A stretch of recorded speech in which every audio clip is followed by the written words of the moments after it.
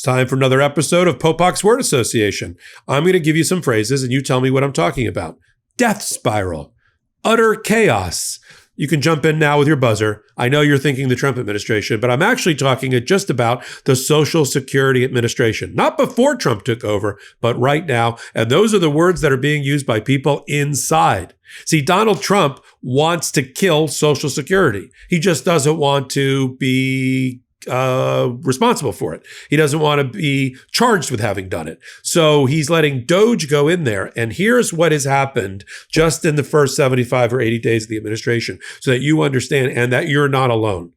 Let me just set the standard here. 70 million people in America receive their benefits from Social Security. That's retirement, disability, and survivor benefits. It totals about $1.6 trillion worth of funds being sent transferred from the federal government to people who are entitled to it. And that represents about 22% of the budget. Do you see why Donald Trump wants to kill it? And if he can't kill it by actually killing it, he's going to kill it by firing tens of thousands of Social Security workers, closing field offices and regional offices, killing its phone bank, its phone system, and undermining its computer system and the one that spits out its checks. And that's exactly what we are watching right now. Field office after field office after field office and regional office being shut by Donald Trump, except, according to Wired magazine, when some phone calls come in from some red state senators and congresspeople who don't want their field office closed, not in my backyard, and then suddenly they're taken off the kill list. So at the same time that they are now requiring people to effectively check in like it's their probation officer on a weekly or monthly basis and show ID and come down to the office in order to get their benefits, they are closing offices, making you have to drive further, meaning it is putting more pressure, here's the collapse part, on fewer workers as people get older and obtain more benefits. So you've got bigger population of customers, smaller population of employees. So what do you think is going to happen? You think your time in the Department of Motor Vehicle is bad? Apologies to those that do their job at DMV. It's worse at Social Security because they want it to be worse. They want it to be hard. They want you to walk away. They don't want you to get your check. They want you to miss your check. And then you got the death spiral going on since the Trump administration in 75 days, 80 days. We have crashing website. We have them trying to, through Doge, try to rewrite code in a record time. Rewriting code in record time means no quality control, bugs, meaning computers failing and crashing. That's what's going to happen. Field offices going down. Before he got there, Social Security is probably the only program that all Americans can agree, only federal program that they like. Maybe school lunches. Everybody has somebody or knows somebody or is about to get Social Security. And it was running great. It already had the lowest number of employees it's ever had in its existence and a greater number of customers and consumers because of the graying of America, because of the boomer generation and the like. So you got more people demanding services, less and less people doing them. And that's even before Trump got in. Trump just decided they picked a number out of their hat. 7,000 employees need to go. There's 42,000 total employees. They're all in the union that work for Social Security. He wants to get rid of 7,000 of them. That sounds like a lot, especially with no justification. What was wrong with the 42,000 that was doing the job of 60,000? We have to get rid of 7,000, and they don't care. The callousness of this administration, the lack of a heart is fascinating.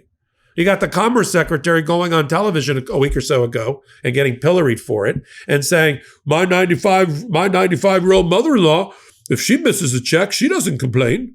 Why is a multi-billionaire's mother-in-law getting a Social Security check? Shouldn't you turn it back in order to save money? But his point was only fraudsters would complain about a missed check. See, they're doing this all under the false flag of fraud. There is no fraud to speak of within the Social Security Administration. Fraud from direct deposit checks, which is how mainly people get it, they've already calculated by the Inspector General of Social Security, 0.03%. 0.03%. Doesn't that sound low? Total fraud at Social Security, including regular checks, 1%. 1%. Listen, I'd like it to be zero, but what business has 1% no theft or fraud? None. And do you, as we said recently on Legal AF, Do you burn down the house in order to cook the steak? You got a relatively minor fraud problem. So we're going to unplug the Social Security and disconnect it from the American people. We're going to cut the tie. We're going to close offices and field offices unless the MAGA intervene. We're going to throw over the phone system, just throw over the game board of Social Security. Get rid of the phones, get rid of the computers, force more people to go to the services. And what is the point? We know what the point is. The point is they are salivating in the Trump world, Trumplandia, to try to get rid of $1.6 trillion worth of Social Security payments, which is 22% of the budget, as I said earlier. And this is the way they're going to do it. They're going to make it hard to get your check that you are entitled to. That is your benefit as a survivor, as a retiree, as a student, as somebody that's disabled. This used to be the third rail. No party would ever touch Social Security or entitlements. You might talk about cost of living increases. Let's slow them down. You might do some income test. Oh, well, you're the mother-in-law of a billionaire. You may not need your $1,500 a month or something like that. Maybe we give you less. And then they started doing, well, if you don't retire, if you wait till 72, you'll get your full benefit. If you retire at 65, you'll get 70%. They monkeyed around at the margins. Like when they shrink the cereal box, they don't raise the price. They just get rid of 30% of the cornflakes in the box like that. So we wouldn't notice. But this is a full frontal assault on Social Security. Leland Dudick, who is the acting Social Security administrator, who's already said he's going to put Social Security out of business because he didn't like a court order. He's responsible for this. But the Republicans are responsible for this. So when those that vote, and older people vote in larger percentage numbers than younger people, there's a lot of them are super voters. Remember this. Hands off my Social Security, as we said on Saturday. Hands off my economic insecurity. Right? Give me my economic security and hands off doing anything to jeopardize that. We're supposed to be rewarding our boomer generation, not making them feel insecure and have an undignified process by which they get that to which they paid it and to which they're entitled. I'm going to continue to follow all the different ways that Donald Trump is trying to cut your Social Security, Medicare, and Medicaid and not look you in the eye because he's a coward and tell you it. He doesn't need it. He's got his platinum healthcare program for himself and his family. What about us? What about us? Hands off, elbows high, Michael Popok, Legal AF.